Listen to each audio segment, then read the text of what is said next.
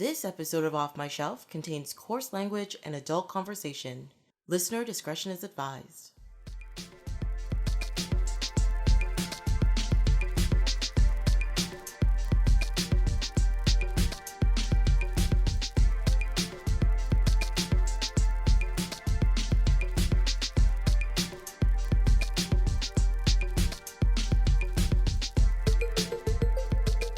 Hello, my name is Tracy James and welcome to Off My Shelf, a podcast about movies that are, well, off my shelf, where we go through my DVDs and talk about the movies in my collection. In this episode, Julian Spillane joins me in talking about two action flicks with The Man from U.N.C.L.E. and Man on Fire. Welcome! Hello. Thanks again for having me. Oh, thank you for coming back. It's a real man-filled movie fest tonight. It really is. It's just like dudes being dudes doing dude things. So you're just like, what? Okay. It's just man on fire from U.N.C.L.E. That's really all it is. The thing I realized about watching Man from U.N.C.L.E., I don't know why I didn't pick up on this before, is that it's technically a prequel to The Man from U.N.C.L.E. It's not actually The Man from U.N.C.L.E. Yes, it's actually pretty cool. It's like a lead up to the original series and like a really obvious love letter. Man, I have a lot to say about The Man from U.N.C.L.E. I have less to say about Man on Fire, but I still have things to say about Man on Fire. But Man from U.N.C.L.E. is such a weird anomaly for me, and I will go into it. I can go into it whenever we want to, but I bizarre ass film that really tickles me in various different ways. Oh no, I totally get it, because most people I know may have heard of it, but they've never seen it, and they're like, "Why? It looked like crap." And I'm like, what are you talking about? Exactly. And I get all up in arms about it, but then I can't really because explaining it's so campy that you're just like, explaining it makes it sound cheap, and you're just like, no, you have to watch this and experience it in a very special way. I mean, look, I think Man from U.N.C.L.E.'s biggest crime was opening a month before Spectre. Yeah, that would definitely have been a problem. Which, in retrospect, I mean, Spectre's a bag of shit. It is the worst Bond movie ever made by far. It's worse than Quantum of Solace, and that. You think it's worse than Quantum of Solace? I think so because Quantum of Solace is at least a movie with a beginning, middle, and end. And especially if you treat Casino Royale and Quantum of Solace as one film, it actually has coherence. Spectre was hot shit. Oh my god, Christoph Waltz couldn't save that movie. No, he can nobody save anything. Could. Yeah, nobody could. One thing about the Daniel Craig Bond movies is that their opening sequences are phenomenal. Okay, everybody went into Casino Royale being skeptical, whether it's because you're like, no, our Bond doesn't have blonde hair, or if you're just like, I don't know, why are they making more Bond movies? Whatever camp you were in, everybody went into Casino Royale kind of just like, oh, I don't know how this is going to work. And then the opening sequence starts and you were hooked from that moment on. Yeah. Oh even Quantum of Solace, that opening sequence with Mr. White and the car chase and everything, spectacular. And don't forget the CSIS officers, the first time Canadian spies show up. And you're just like, oh no, no. But it's true. Inspector, that's the one that opens in Mexico City, where he destroys 3 buildings and just kind of walks away from hanging off of a helicopter. Anyways, but that opening sequence was just, I don't it technically has all of the things to make it fun and exciting, but it just does not work. Yeah, I don't know what it is. It just felt like nothing. There was no tension, but there was also no objective for Bond in that opening scene. But anyway, Spectre. So here's my thoughts on Man from U.N.C.L.E. As I was saying earlier, just before we started recording, I've seen this movie with a surprising degree of regularity because I will be chatting with a friend. We'll be hanging out and going wait, and inevitably, talking about movies, because that's basically, I either talk about video games, movies, or music, and I don't really have any other interests. So inevitably, spy movies will come up, and I bring up The Man from U.N.C.L.E., and no one has seen it, right? Every single person that I know who I think would like the film hasn't seen it. So I inevitably put it on because it's one of those, like, if you're not going to watch it now with me, you're never going to watch it because I am the only advocate you'll ever meet. Except for me. Except for you. Yes, yeah. And like, but everyone who watches it then becomes like, goes away going, that was fucking great. Why didn't I see this? And I contend, and it's the same reason I didn't see it in theaters. I also didn't see it in theaters. Yeah. The trailers for Spectre and Man from U.N.C.L.E. were running at the same time. And I was just like, I don't know if I'm in the mood for 2 spy films back to back. And that was wrong. Because, like, and also, I don't know, I was a little Guy Ritchie'd out at that point too. 2015, like, we'd been inundated with like Sherlock Holmes films at this point. And like, there's two Guy Ritchies. There's the Guy Ritchie that is desperately chasing Lock, Stock every single time, and so then you get Rock and Rolla and shit like that. And then there's the, like, you know, and there's the Guy Ritchie. Actually, there's 3 Guy Ritchies. There's a Guy Ritchie who makes sequels to his other movies. That's a guy, I guess. And then there's the Guy Ritchie who, like, has a passion for something, makes something, and then smoke bombs away and disappears. Like The Gentleman, fantastic film, but like, and it really wasn't trying to be, you know, Snatch. It wasn't trying to be Revolver. Revolver was so bad. Oh my God. I must admit, I did not see The Gentleman, though. I did not see that one. It is a very, very, he basically discovered Hugh Grant is way better when he's not, being young Hugh Grant, effusive British playboy. And he's found to get, like, through The Man from U.N.C.L.E. I think it was his first time casting Hugh Grant, and he discovered that he could get really fun performances out of him, and he really fucking leans into it in The Gentleman. Well worth your watch. But yeah, I don't know. Man from U.N.C.L.E. I have so much to say about this ridiculous film. I will contend that it is the last, insofar of movies that I have seen and know about, I think it's the last true classic spy film that's been made in a long time. You know what? I am going to, I'm trying to think. I think I might agree with you on that. Because it is really just, it's not like James Bond spy, where it's all like high profile, cool stuff going on or whatever. Like, that cool stuff does happen in this, but it's not is it a world ending thing? It's not really a world ending thing. It's not like, evil bad guy trying to take over the world. It's just like bad people doing some bad things and giving bad stuff to bad people. And you're like, no, slap on the hand. Yeah. I mean, this was like, I don't know. This really felt more like did you ever watch the Harry Palmer films with Michael Caine? When he was younger in the 60s. Gonna say no. So I really feel like this is a love letter to like those old British spy flicks that were like tongue-in-cheek, campy, cheesy, but like still serious. Kind of all like, it was like the British response to the noir trend in Hollywood. And I really feel like this was Guy Ritchie like throwing back to his youth, throwing back to watching the Man from U.N.C.L.E. TV series, watching Mission Impossible, the TV series. And it really felt like a love letter to that side of spy shit. And as you say, not like the Bond side where it's all like budget and gadgets and gizmos. This really just felt like a fun Cold War throwback.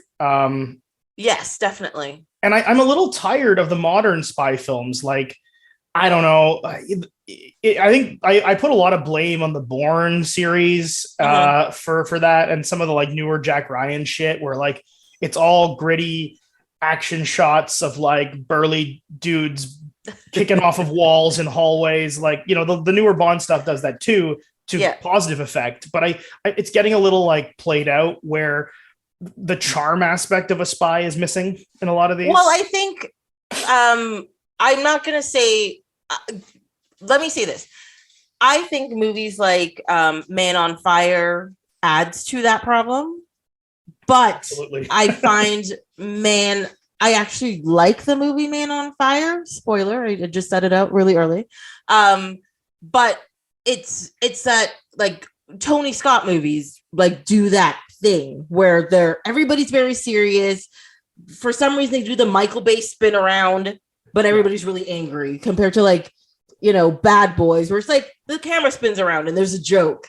You're like, no, camera spins around and he shoots somebody in the face. Like, makes it different. And I think that kind of like excessive grittiness started maybe in the mid 90s, where they're like, no, cinema is too colorful and everybody's too happy and we got to like bring it down and have emotions and everything has to be rooted in reality. And bad guys are going to be bad and good guys are going to be good. And you're like, okay. And then you just end up with the same thing over and over again. But that's always been a Hollywood problem, right? Where it's just like one type of movie, like they finally make a certain type of movie and they realize, oh, this makes money. Then they make 35 of them. Yeah. And like it is exactly, and yeah, you can lay some of the blame at the Denzel one-man wrecking crew genre of films feet. And I agree, like there's too many. I think what makes this film charming, I actually think what really does make it work is the buddy cop aspect to it. We don't get a lot of buddy cop spy films. And I do get a little tired of the, like, the one-man wrecking crew that is, Craig Bond. The previous Bonds were often at their best when they had like a doofy sidekick or somebody they were forced to work with in various scenes. Like, I don't have a lot of love for more era Bond, but there's like, Live and Let Die is a great film because you have to jump around between various, people assailing and assisting Bond. It's not just him kicking, fucking ass and taking names. Like that Bond fucks up. Yes, he does. Yeah, and I agree with you, and I just think the cast that they put together, like Vikander and Armie Hammer and Henry Cavill, like they have such good chemistry on screen that you make like their banter becomes believable, and their building to their like of each other is believable. It also works that their hate for each other beginning also works because of that. Because if there was no chemistry between them, you would never believe their friendship. You'd never believe that they hated each other and then they became to like each other. At the end, you'd be like, no, they'd have a shootout and kill each other at the end. Yeah. You know what I mean? Yeah. I mean, Henry Cavill is so good at being such a smarmy prick that you want to punch him in the face. You understand Armie Hammer's character's, loathing towards Napoleon Solo, but he's also so good at like, the slow redemption arc, showing his actual worth. Like there's a lot of character development. And also, not for nothing, the colors in this movie are gorgeous. Beautiful. It pops. It's like that real, I wonder how they actually treated it. I know it was all digitally shot, but I wonder how they treated it in post-production to really get that 1960s, like late 60s, early 70s color saturation. That's what it really felt like, especially in those Italian vistas when they're going through Italy and they've got all those like bright popping colors. Oof. Well, even simple scenes like when they first took what's her name? Like Vikander's character, I forgot what her name is. Teller. Yes, Teller. They took her shopping. I know this sounds very high level and stuff, but the colors that they chose for the boutique, because the boutique itself is just sort of like a beige color with like a rose tone on it. And then there's racks of clothing. And then she comes out on this, like, they have like a stage platform for her to dress up on, which I think is hilarious. But she's in this like white and orange getup that could come across as garish, but you're just like, everything 60s and everything beautiful, and it's just so saturated and so pretty, and you're just like, and it's a simple scene, but it's grand. Absolutely. Yeah, I can't speak highly enough of the costuming in that film, the lighting, the set decoration, like, oh, holy shit. Yeah. Also, not for nothing, kudos to the casting director and Guy Ritchie for casting diversity by including a cannibal in their cast, Armie Hammer. Cannibals need jobs too. I know, the whole time I'm watching this movie, I'm just like, oh my God, I like your character and I hate you so much. Isn't he? I heard, wasn't there an article put out the other day that they found him working at like a desk in a hotel somewhere in like the Cayman Islands or something? Like it was just something really random and weird. Probably. I mean, he wanted to get the fuck out of Dodge, I guess. Yeah. Yeah. I don't know. He's ruined all of his movies, and he's made some great movies, and he comes across as like a likable character all the time. Well, except for the one he did with Johnny Depp, that Lone Ranger, that was just horrible. Oh yeah, Jesus. But even movies like Sorry to Bother You, where he plays this like outlandish, crazy character, but you're not like, and he's technically the bad guy, but you like him in it, you know. And he also did that. Oh, where's that one room shootout movie that had Miss Marvel in it?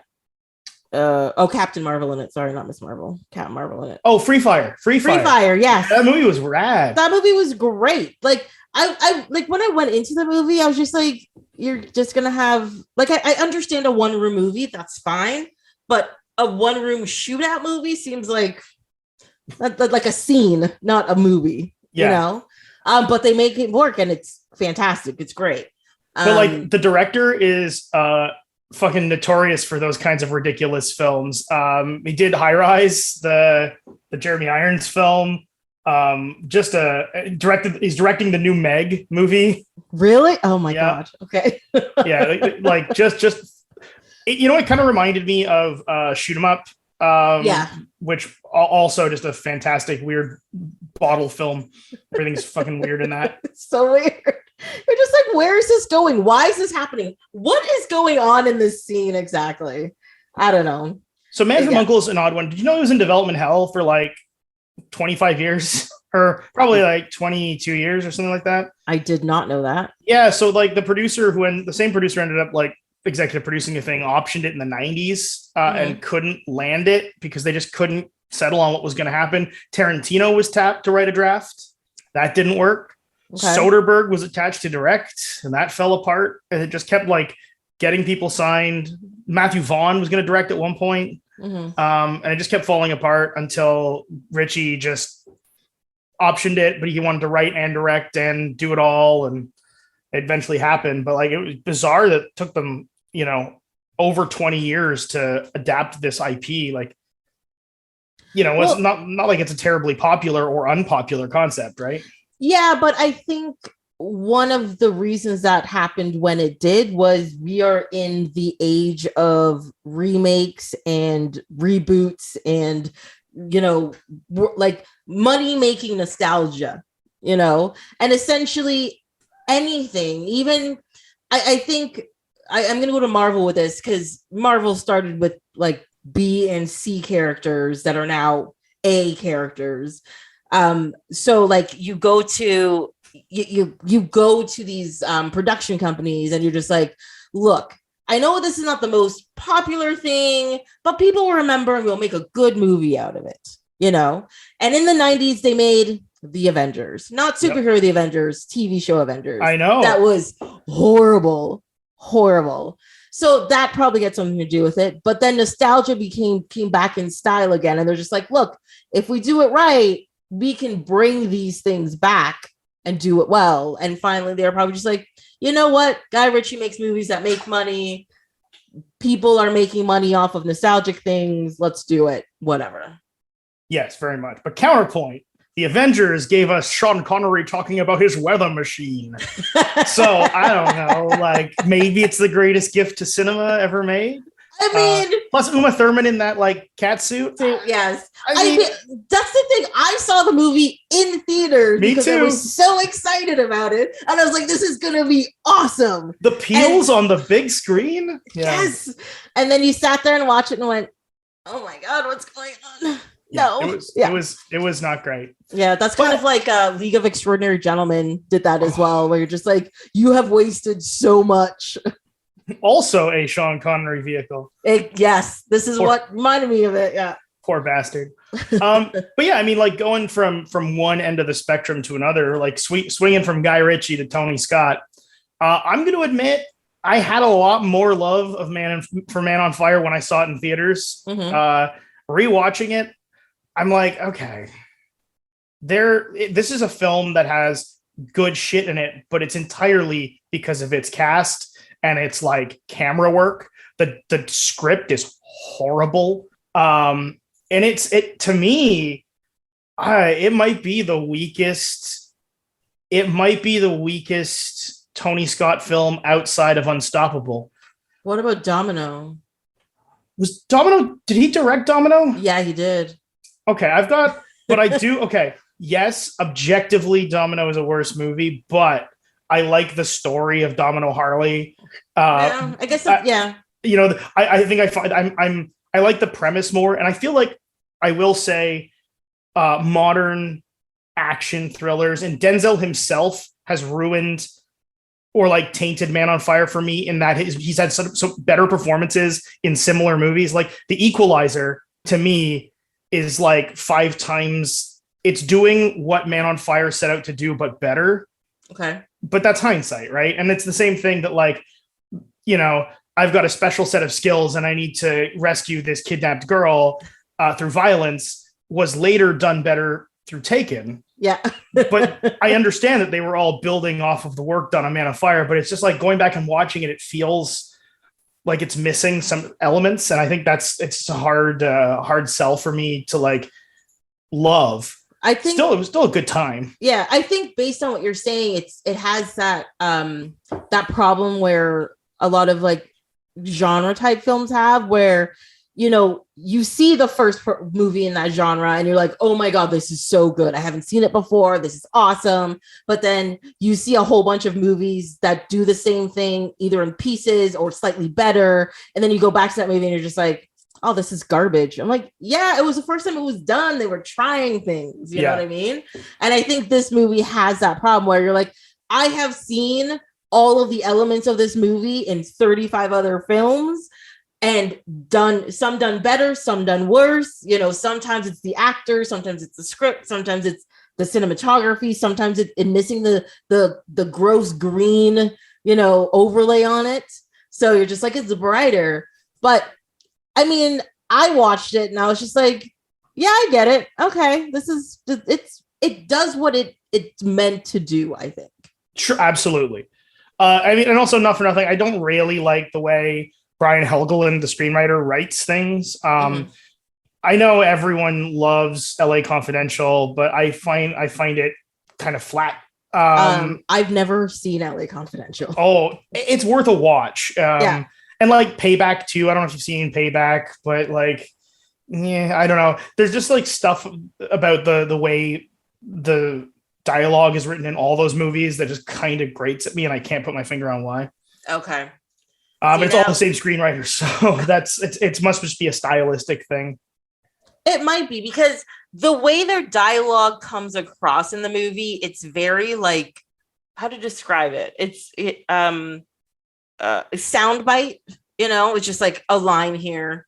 Oh yeah. Then a line here, but every line has to be a very specific line to be like, you're like, no, I can cut this line and it'll be amazing by itself. You know, it's that kind of thing. You can tell because of the best worst line ever given to cinema in Man on Fire.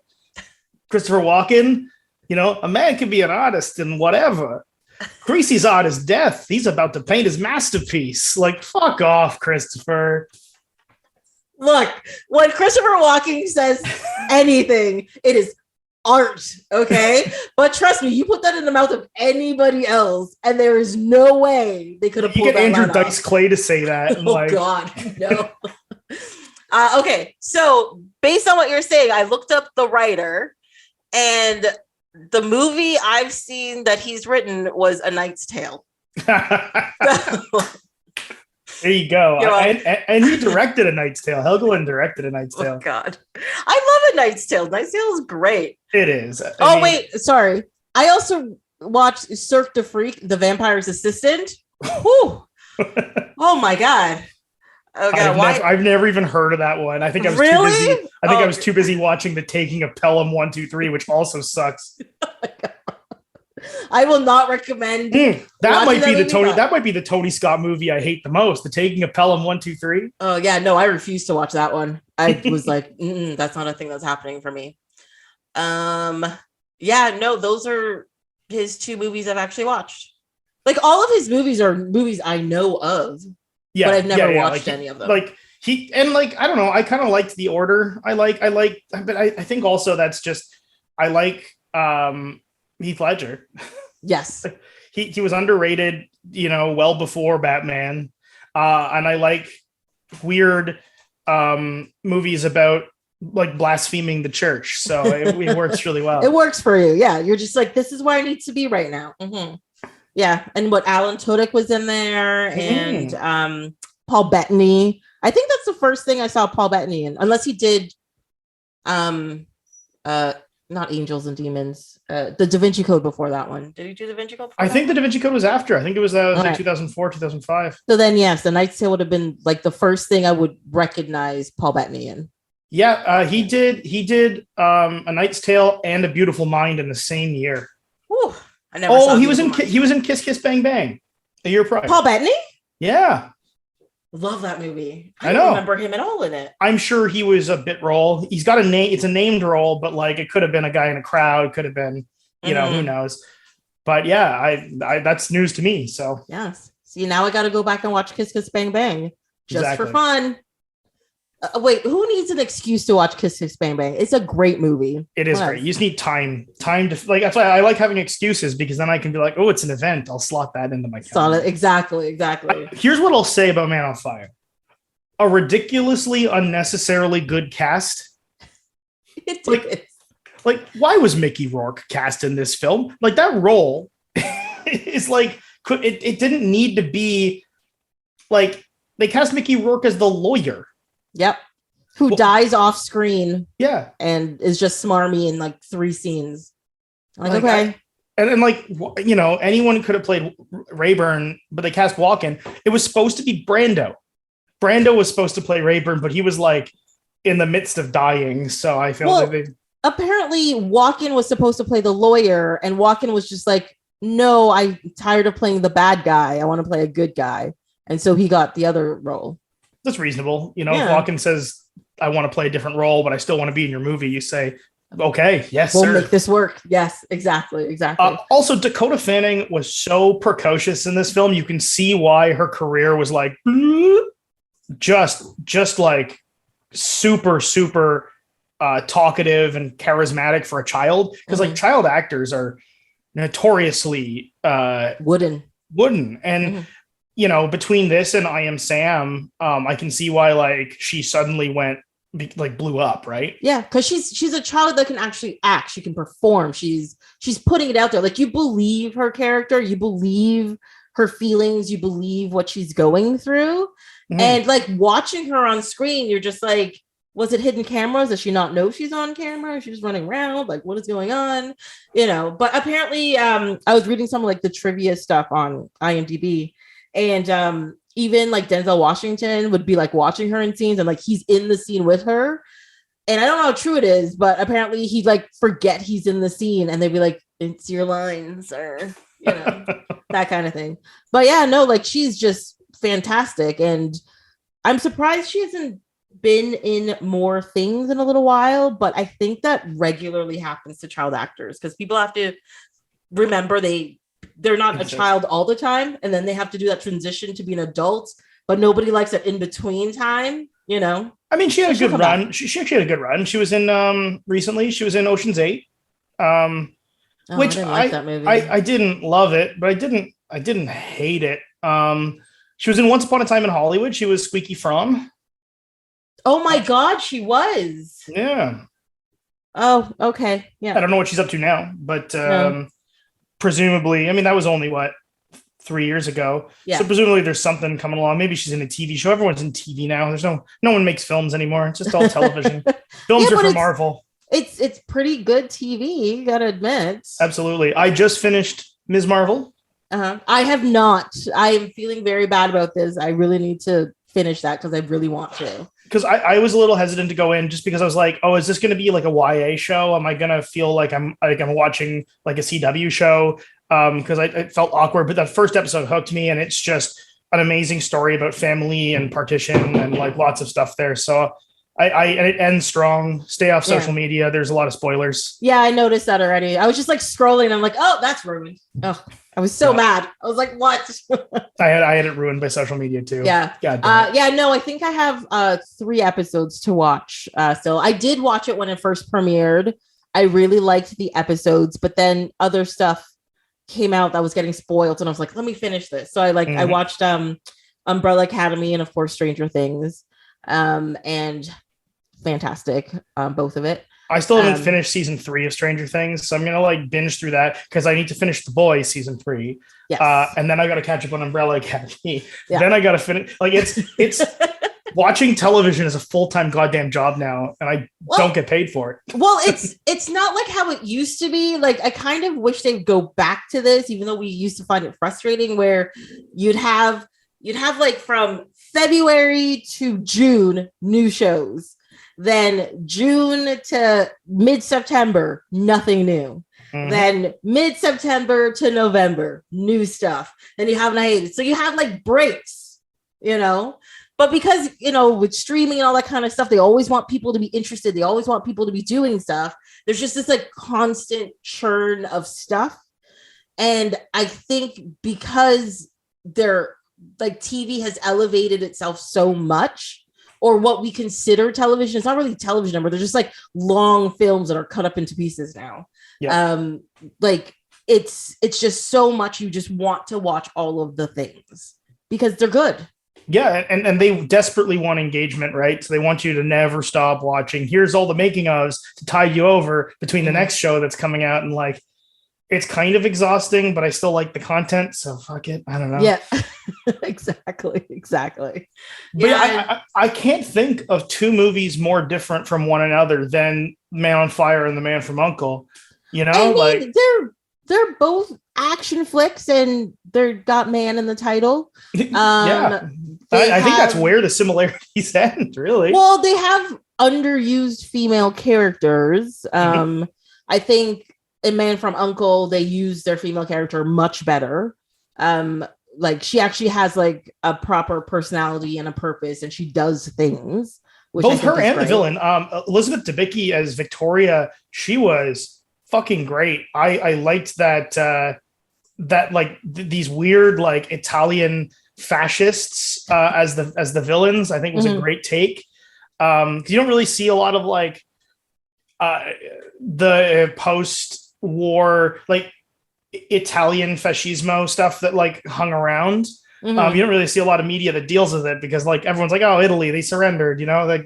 But there was still a lot of like pro-fascist attitudes in Italy into the Cold War, and seeing like them playing from that bit of history was fun. I thought they were really like, you know, Debicki was playing a real like femme fatale archetype and did a damn good job of being that like smarmy femme fatale. But Vikander was also really good as Gabby Teller because like she defied a lot of the archetypes and stereotypes of a leading lady in a spy film, which I think was great. Yeah, because a leading lady in a spy film is usually just random arm candy who gets murdered by the villain to make the man upset about something. Yeah. You know, where she's like, no, this spy film is technically around my character. You guys think you're using me, but I'm actually using you, which I think is great because it's kind of like a Dirty Rotten Scoundrels thing where it's just like, no, we're going to show like two guys against each other, showing them how great they are at their craft, and where the girl's just like, I'm much better than you are, FYI, you know, which I thought was great. I like that aspect of it. It was awesome. It was also a good third act twist. Yeah, that's what I liked about that. It kind of came out of nowhere, came out of nowhere, but wasn't in typical Guy Ritchie fashion. They flashback showed you how it didn't come out of nowhere, but in a way that didn't make you feel angry. You went, oh, that is very clever. Good on you, Guy. Yeah. And it was just all, not for nothing. I loved all the like pissing contests about Soviet era gadgets versus Soviets versus American gadgetry and spy tech, and it's both garbage. Yeah. Well, actually, one thing I noted about that stuff is that the Soviet spy tech was better than the American, but the American stuff was used in a much more subtle way, if you know what I mean, you know? So it's like the Americans had the technique, but the Soviets had like the actual like power and like the knowledge to do the things, which I thought was great. What was that one, like the gag about like the fence cutting laser? Yeah, they're like a something laser hardened like thing, and he's like, I just have the laser, and he's like, cuts exactly. The thing, which does make a lot more sense. Yeah, it was very clever, very witty. I I think it's one of those like almost infinitely rewatchable films. I don't get tired of it. I don't either. I've watched this movie a lot of times. And I just find it thoroughly entertaining to look at. Like, you laugh, there's good action sequences where you feel like there's something to lose, you know. Like, I think the biggest problem with a lot of action films is that they do not build the character enough, or they don't build the situation enough for you to actually be fearful in an action sequence. You're just like, well, he's the hero, he's gonna live, what else, you know. Like that kind of thing. Whereas I think with this movie, where the action is happening, there's like actual like peril involved, and you want the characters to survive, and you don't want them to be hurt, and you want them to like to live, kind of thing, and like you want to know about them. Well, and that's the beauty of a buddy cop or like a duo movie is like, yes, do we think the Italians will succeed in launching their nukes? No, of course not. But do we know if, you know, Ilya or Solo are going to come out unscathed? Like, we don't know, right? Are you going to lose a character? How does this tie in and build up, right? So like, I think there's a bit more room for stakes, as you point out. And there's just, I don't know, there's a lot of, I thought it was just like, and because of the humor was paced well too, like the whole sitting and eating the lunch while chaos is in the truck bed while chaos is going on, and that, it's fucking great. There's quite a few scenes like that which I just find entertaining, you know, like the part right at the beginning where they're in the car chase and Armie Hammer is like running after the car, and he's just like sitting in the back seat just looking at him running. He's like, what is this? Like, are you some kind of, he's trying to stop the car. He like rips off the back of it. Yeah. And, you know, when he gets back to like the good side or whatever, and he's just like, he's not even calling it a him or a man. It's an it. Like, it tore off the back of our car. Like, what? You know, I thought that was hilarious. And then later on, when it's not even when they first meet, is later on in the film, like when they're in Italy and stuff, he finally starts referring to him like as a person, not like a thing. Yeah, not like a machine. Like a machine. And it's a very subtle thing. Like, if you're not paying attention, you'll miss it. But again, I've watched the movie many times, but there's a subtle change in how they refer to each other, which allows you to believe that they're like, no, you're a human being, not just my enemy, or not just like a weird thing from over there. And that's when you're like, no, you guys are friends now. I got it. Yeah. No, I am blown away by how good that movie is and how long it stands up and like how well it stands the test of time. Mm-hmm. It's been 7 years, right? That movie is 7 years old, which makes me feel ancient now just thinking about it. Yeah, it's just, time just keeps going by and it's painful. It's kind of horrible. Well, if you think about it, okay, so like Man on Fire comes out in 2004. A year and a half later, we get Casino Royale, right? Then flash forward a decade, we get Spectre and Man from U.N.C.L.E. adjacent to one another. So it's, you know, interestingly topical, but you can see already that like Casino Royale probably took some cues from Man on Fire and from that where things were going in action thrillers at the time. Yeah. Like grittier, beefier, meatier things, right? Yeah, because they really wanted, like, especially after the whole thing with oh my god, my brain's dying. Remington Steele. What's his name? Oh god.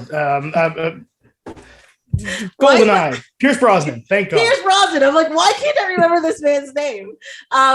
Yeah, they did this with like Batman and stuff too, where they went too campy and they're like, no, we can't keep going in this direction. This is just not working. You know, like, this is not the camp level that they brought on screen did not translate well, you know? Yeah.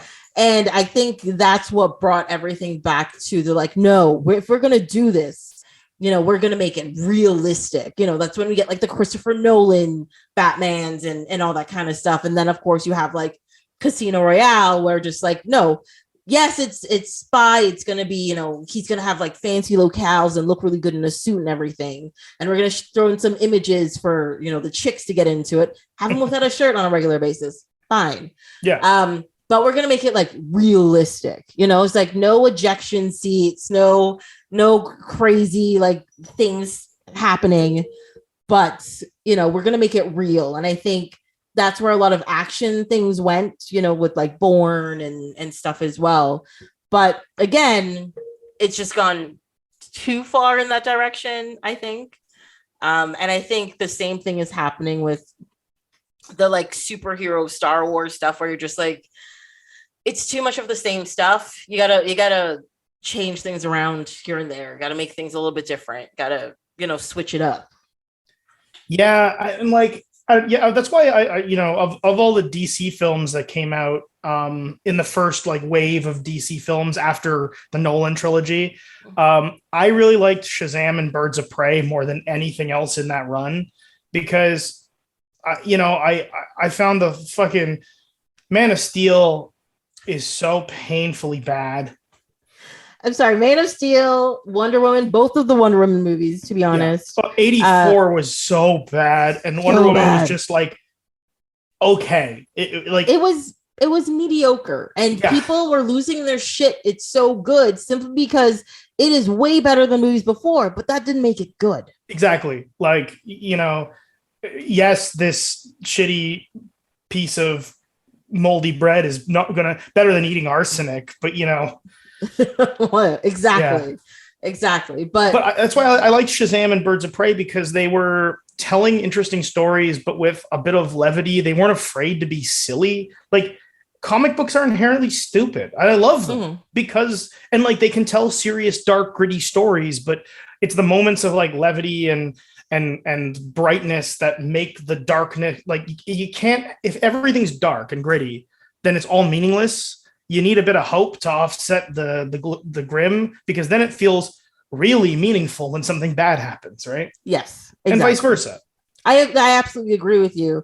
And the problem with a lot of those DC films is that they took themselves way too seriously. And then to try to counteract that, they went completely the opposite way. And you're just like, but you're missing the point. Yeah. Like, you can have dark things, but like you said, you have to balance it out to give the audience and the characters in your story hope.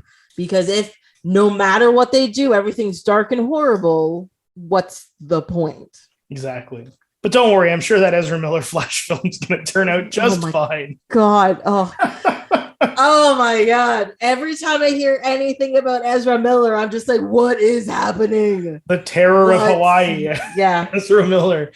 Jesus. I don't know. The first time I heard he was cast as the Flash, I was just like, what are you people doing? That's crazy. Because at that point in time, the only thing I had known him from was We Need to Talk About Kevin.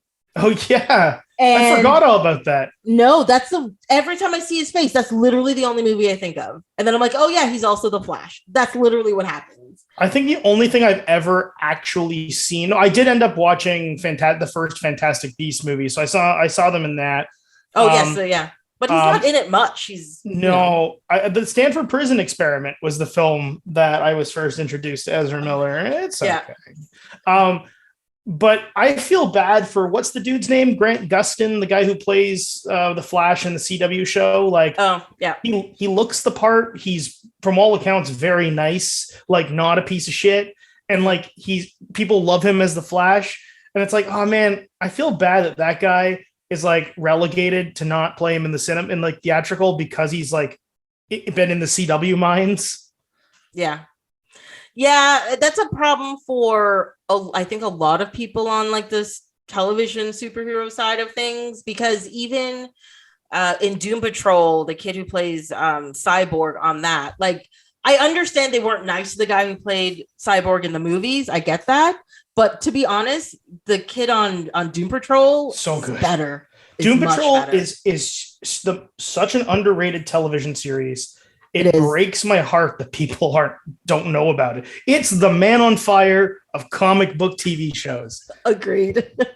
I find, though, that I think a lot of people, even me, it lost me for a little while. I keep going back to it every once in a while, is that it is a little too dark. I think like it's wacky and weird and does some beautiful things and nice things and everything, but there's just like an overall darkness to the whole story that I think it loses people sometimes, where where you have like Legends of Tomorrow or whatever, where it's like it's pure camp and it's kind of silly and everybody's having a good time. Ooh, something bad happened. And then it's fun again. Yeah. Whereas Doom Patrol is like, we're gonna cuss at you guys a lot. Somebody's gonna come out of like a goat's butt and we're gonna have a drag show on a sentient street. But also I'm gonna talk about my dead child and the history I never got to do and my falling apart of my life, and my parents tried to my father tried to take away my humanity, blah blah blah blah blah. And it's just this overarching darkness all the time that you're just like, oh, okay. Yeah. But I think it strikes that balance of levity and dark. But you're right. I always need to take it was an unbingeable show. Thank God I've only been watching it as it's been airing, because I think it's exhausting. It's exhausting to watch, exhausting. But it's good. So who am I to complain? Yes.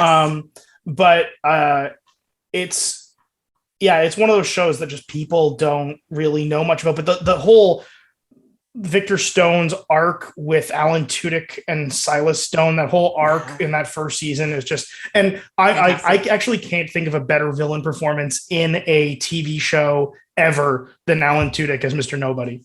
To be honest, Alan Tudyk can do no wrong in my book. He does voice work. He acts he's just everything I have seen him in. His performance, I've seen him in some bad movies. It's fine. Yeah. But his performance is always good. Even Tucker and Dale and stuff, cheesy, it's so good stuff. But you're just why are you so good in this? Right. And he does voice work in Star vs. the Force of Evil. He plays Ludo and stuff. And I'm just why are you amazing at this? Why is this so good? He is so good in the Harley Quinn TV series. Yes. Oh my God. Which is back next week. Back next week. Yep. Oh, I'm going to be on that. I'll probably watch it while it airs. Yeah. I love the show. I was shocked how good that show ended up being.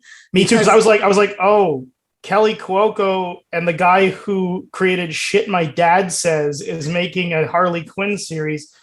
Great. And then I watched that first episode and went, oh, fuck. All right. Yeah, this is good. They got writers on there who know the characters and know the world, and they worked with it. And the thing is, the show actually goes in, it's really fun. It's really light, but it does actually go into some dark places as well, because Harley Quinn's origin is actually kind of sad.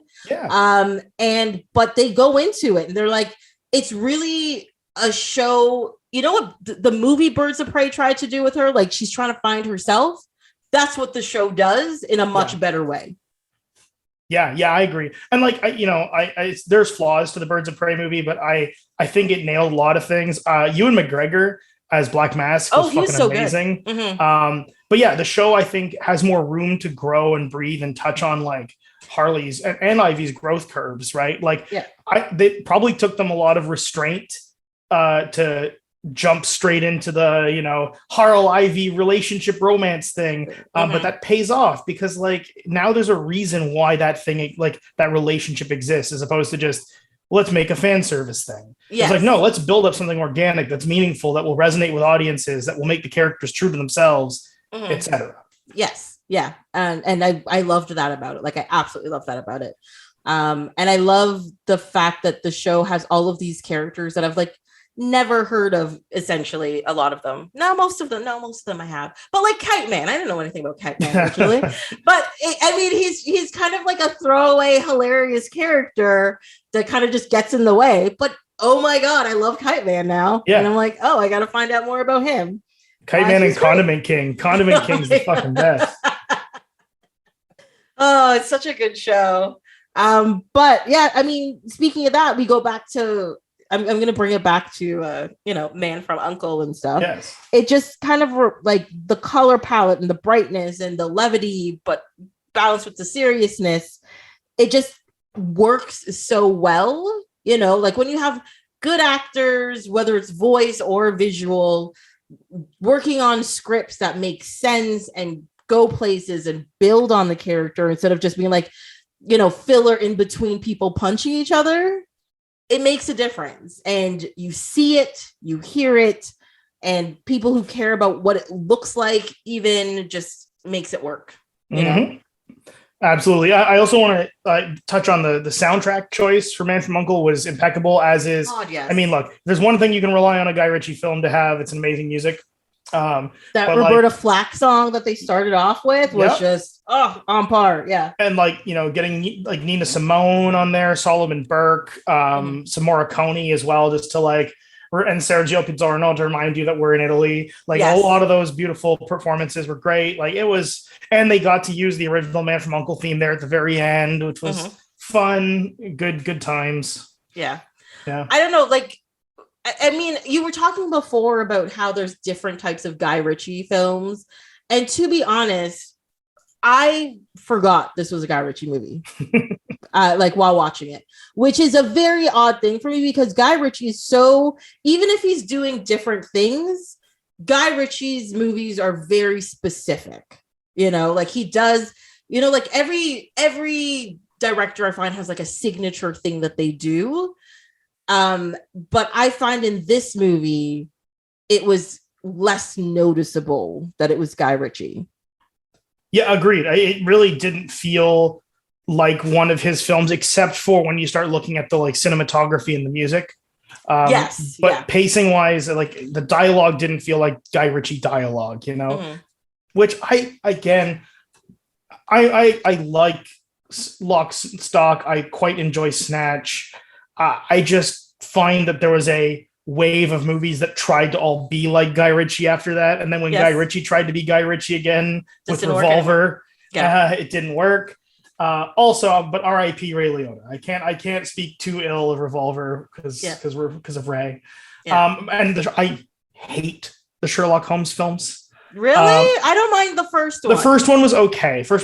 But the second one is hot garbage. But again, it created a trope that everyone started emulating. It was like bullet time from The Matrix. The whole slow down time. I'm going to hit your jaw and then I'm going to punch your abs and then it'll all play out. Every single fucking movie for 6 years thereafter. And right now, my problem is the Deadpool movie did so well that every movie's trying to be Deadpool and everybody's breaking the fourth wall and everybody's not just movies, video games are getting there too. Every single goddamn line in a video game is a fourth wall breaking quip, and I'm tired of it. Yes. Yeah. You're just and again, we talked about how long it took to get this movie made. And then, I'm surprised more movies didn't come out like this, but I think also, again, is because when it was released and nobody saw it. But if this movie made money, we would have seen 35 movies after it. That was exactly the same. Yeah. And at the time, I would have gladly liked to see maybe 4 or 5 movies like it because this movie I love it. It's just I don't know. I think I've mentioned this before on the podcast, but I think entertainment right now, which I know is it's art and it reflects our society and blah, blah, blah, blah, but it's just too dark.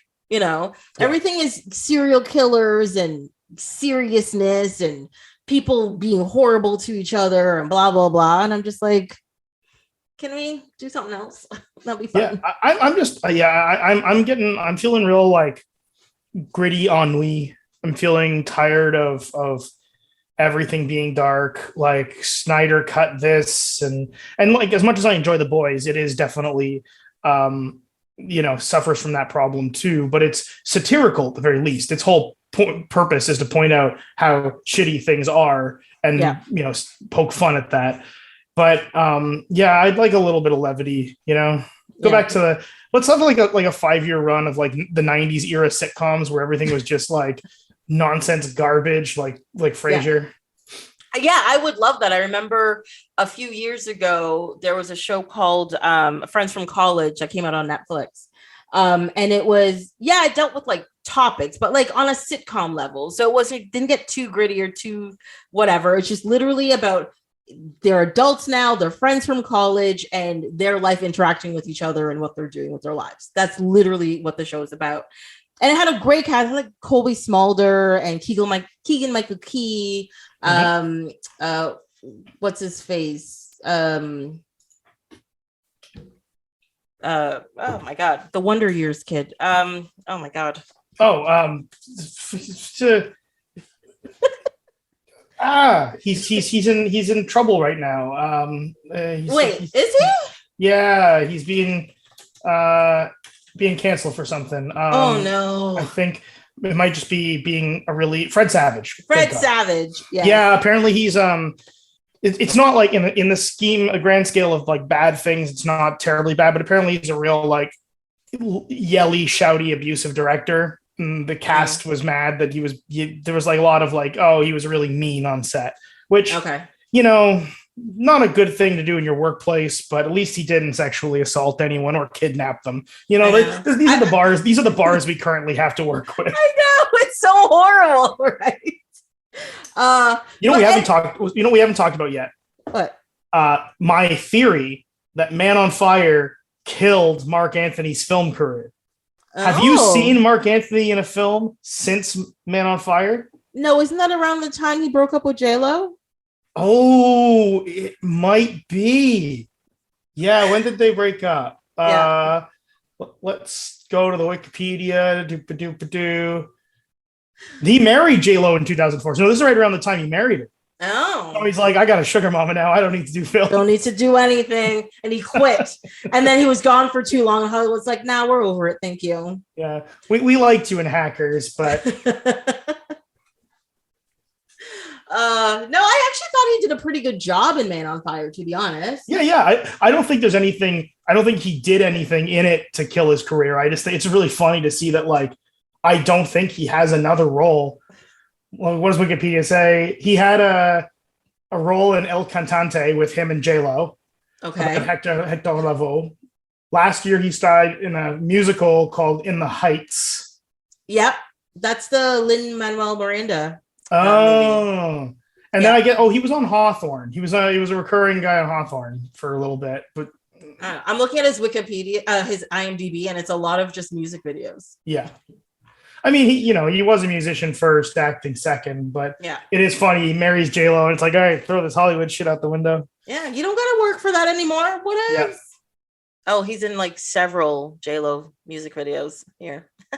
that makes sense. That's where he was going with it. I get it. But yeah, like, I think, again, going back to Man on Fire, there's just a bunch of scenes that I felt were overwrought. Like the scene where he tortures Jorge, the syndicate dude, in the car. Is that the one where he's cutting? Yes, that's cutting the fingers off. Yeah, I was like, De Palma did this better. Yeah, but I think so. I was looking at that scene, and I was like, I think this is the first. He's the first guy he gets, right, where he's like, I'm on my revenge thing. You're the first guy. And I think the reason why that scene was so long was they want to show how brutal he can be. Like we've heard he was in like the military and he toppled some governments, blah, blah, blah. But he was sweet to this little girl and blah, blah, blah. So you're just like, he's not that bad. Then he starts cutting off fingers and you're like, oh, yeah, oh, he's bad. Okay. Yeah. okay, I get it. But I think if every scene after that was that long, I would have a problem with it. But then they also get to the bomb in the butt thing, and I was just like, that was a lot. Yeah. I mean, one thing I did like about the movie, though, is that it didn't do the whole like tough guy punch out thing, which happened for a long time, where it's just like, no, it's fisticuffs everywhere. Even if we have weapons, I'm just going to beat the shit out of people. Whereas this was just like, I'm just walking real slow and real cool in my suit. I have blown you up with a grenade here, and that's it. Yeah. And like, kudos to this film for like, yes, it was giving into the societal fears of Mexican kidnappings, which were a big thing in the, cartel kidnappings in the 2000s were like all the headlines, but it flips it on its head by being a thing arranged by the father, right? Like an insurance scam. And I kind of like that it wasn't, overt laziness of like, let's go get these evil Mexican cartels. It's like, no, they were all corrupt and they were all in on it. And they were all in on it. Yeah. Like the guy who's the head of the kidnapping department of the police was like, no, I'm the head of the people who are doing this. Yeah. So it was pretty good, and I liked that resolution. Do you know there was an 80s Man on Fire that I've never seen with Scott Glenn? Yeah, 1987. It had Joe Pesci was in it. Hey, there you go. Apparently it's based on a book that was released in 1980 with the same name. And the difference is that Creasy was part of the French Foreign Legion in that one, and the movie takes place in Italy. And that's the same as the book. So the 1987 movie and the book, Italy. But then a year after this movie came out, there's a movie in Hindi where the translated title is called A Stranger, that is based off of the same book, and it's like the same storyline. Oh, cool. I don't know where it happens in the world, though. I didn't dive deep enough into it, but I'm assuming it's somewhere in like India or Pakistan or something. It's probably, in their part of the world. Yeah. To, the Western world. It looks like it takes place in Bangkok. Oh, okay. He's like the main guy's like an ex-Indian army officer living in Bangkok. And so it's like a Thai. I like that idea, like a Thai thriller. Mm-hmm. Yeah. Actually, when I found that, I was like, I kind of want to see that version of the movie. Yeah. And another thing that I saw on IMDb was that apparently Tony Scott got the idea for the film he went into like a video store that apparently Quentin Tarantino was working, because we all know Quentin Tarantino used to work in a video store. Mm-hmm. And he asked him, he's like, what's a good movie to watch? And Man on Fire, the original 1987 Man on Fire was the movie he suggested. And yeah, so he's had this, like, he had the idea for a while and then did it. So yeah. Oh, good for him. Mm-hmm. Yeah. All right, man. R.I.P. Tony Scott. I'm sad. Of all the things, I still haven't seen Top Gun 2: Electric Boogaloo. I hear it's real. I hear it's real good. Like, I can't believe a Top Gun movie has a 96% on Rotten Tomatoes or something like that. I think the movie is quote unquote good. I think the movie is exactly what you're expecting. So then people are just like, okay, fine. Yeah. Because like the original Top Gun, I'm sorry, it's a bad movie, but if you watch it, it's exactly what you expect. Exactly. I expect an incredibly homoerotic volleyball film, and I got my homoerotic volleyball film. What did they play football in this one? I think, and apparently it's just as homoerotic. They better be playing with the boys. If they don't, I don't know.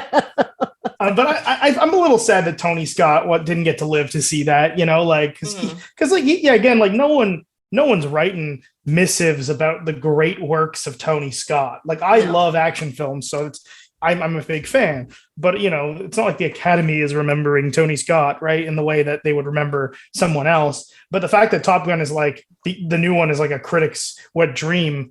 It's just it's sad that he's not around to witness that. Yeah.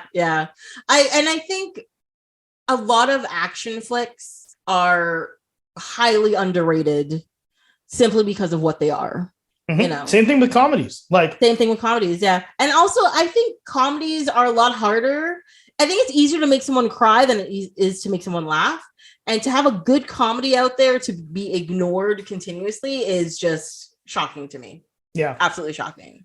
I will say, what makes me happy about Top Gun Maverick being so well received for its direction and filmography is it's fucking Joe Kosinski finally getting his comeuppance. So Joe Kosinski directed Tron Legacy and Oblivion, two films that do not get any credit for what they are. Amazing. And they're both amazing. They're both amazing movies. I never understood why people hated Tron Legacy so much. Yes, it's a little cheesy and stuff, but it's Tron. Like, if you watch the original, the concept and the content, it's the same thing. It's so it's very much Tron, and like he got dragged. In fact, I don't think after Oblivion, I don't think he worked for like 5 or 6 years. Like he was an ad director. He came from the ad world, went and did Tron stuff and Tron and Oblivion, and then like got put back in jail, I guess, in film jail. And now that Maverick is like, box office and critical success, I hope he gets whatever the fuck he wants next. Yeah. Yeah. And why don't people like Oblivion? Exactly. I don't understand that. I don't know. I think it was just a box office. I don't think it was a failure, but I think it was like a $100 million film that did like 120.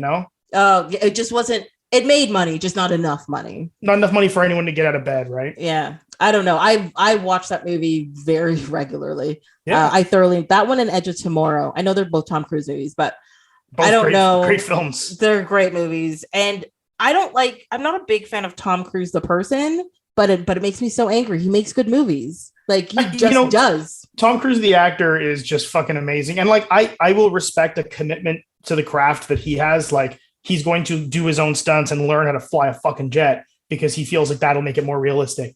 I think he's an insane weirdo, but man, he's a dedicated insane weirdo. Mm-hmm. At least he's not like he's technically not a method actor. Like he doesn't stay in character or whatever. He's like, no, I need to learn. My character does these things. I'm going to learn the skills so I can present them correctly. Exactly. And that is fine. But he's not like, doing coke in the back if he's doing like a coke dealer. No. Yeah, he's not. Yeah, method acting is mostly bullshit. It's an excuse for people to act like assholes on set. I think the only exception is Daniel Day-Lewis, because I don't think anyone's complained about like working with Daniel Day-Lewis. No, like he stays in character and he stays away from people when he's in character, but he doesn't actively torture anyone with it. Yeah, he's not like fucking Jared Leto. Fuck face. Jeez, idiot. Yeah. I heard stories about him doing like Joker and stuff, and you're just like, why? It's a 2-bit role in a bad movie. Like, what are you doing? I think it was just his excuse to be an asshole. Yeah, no, that's unacceptable. I don't like that. Yep. But yeah, no, method acting is just. I think it's torture for your co-stars and it's torture for yourself for no reason. And then you forget who you are, and then you just become this other thing, and it's not work. The only person that worked for is Jeff Bridges when he became the dude, and he's been that ever since. Yeah, I mean, the dude was like the best kind of method acting. You're just like laid back and like, hey man, just drink some White Russians. Don't give a fuck. Exactly. Get a rug that brings the room together, and you're done. You're just You're good. You're good. Nobody's gonna be mad at that. It's fine. Okay, you're not bothering anybody. Exactly. But as soon as you start putting like dead animals in people's rooms and stuff, and yelling and screaming and pushing people and assaulting them, gotta walk away. Not acceptable. Yep. Yeah. Which brings us all the way back to Armie Hammer. Oh God, he doesn't play a cannibal in this movie, so no, it doesn't. He does not. Yeah, right. He does not method act. One thing I thought was really hilarious about this movie is that the two American agents that you meet, like Henry Cavill and his boss, are both British. Yep. They play American, and they play Americans. And then, I mean, you have the one British guy who plays British, and then you have the American guy playing a Russian, and you're just like, what is happening here? Okay, that's fine.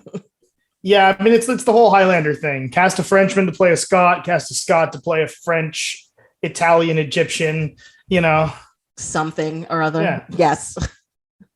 Which always made no sense to me. Haggis, what's that? Sounds disgusting. Is the greatest fucking line in the film. Now there's a movie I have not watched in a long time, but I also think the last time I watched it was like, I think I watched it way too early, and then I watched it way too late. You know what I mean? So like it took way too long for me to get back to it, and then I watched it again. I was like, what the fuck is this?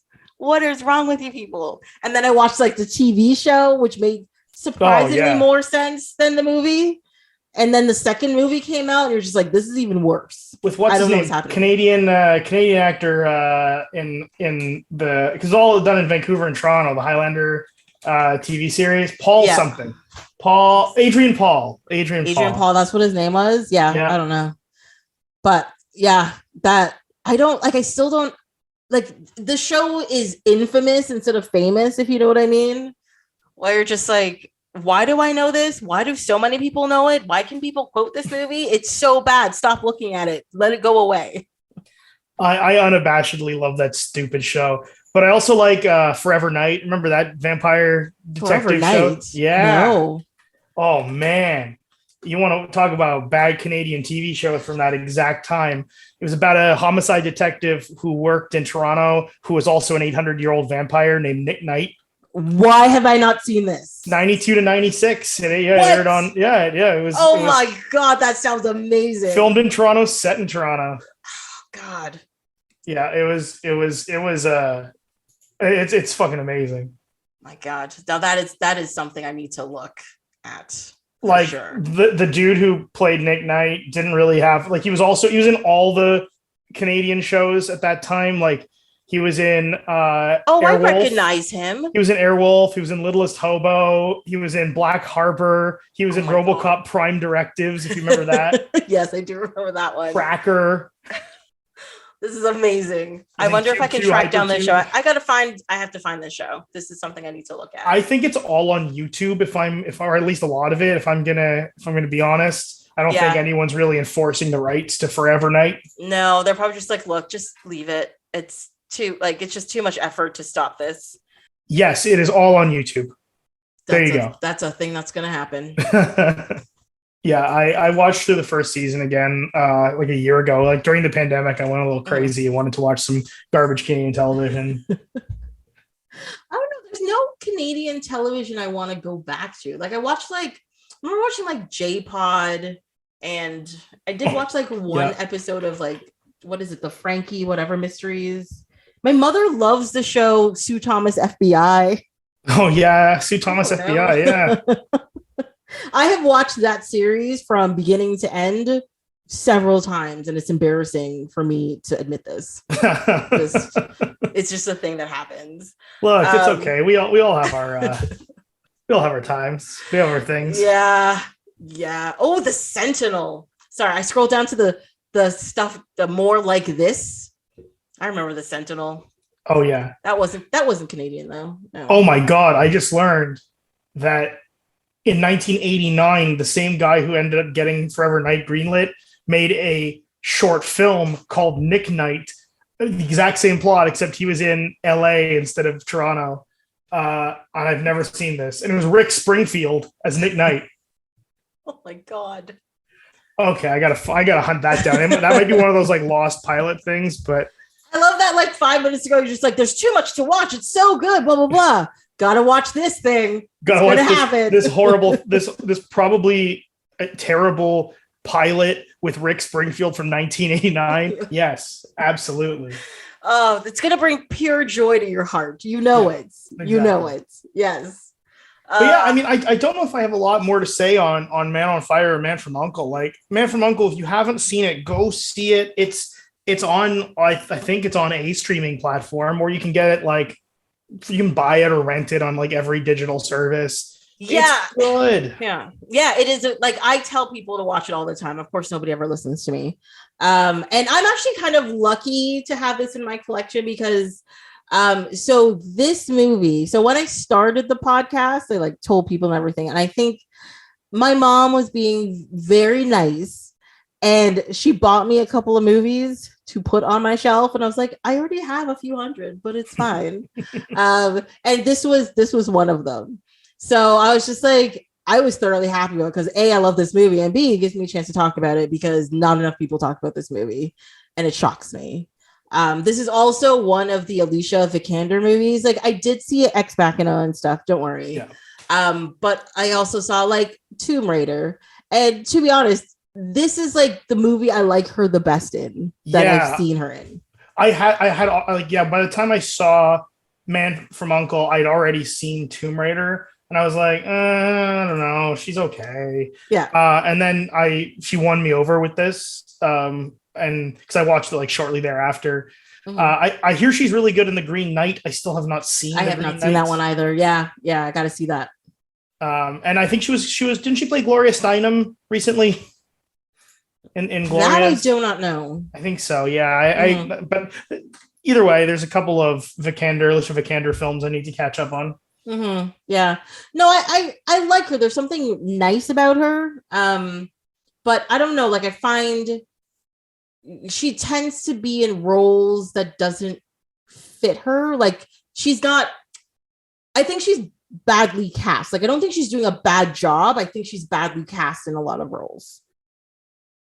Yeah, I agree with you. I think like I think she's one of those people that's hard to find fit for.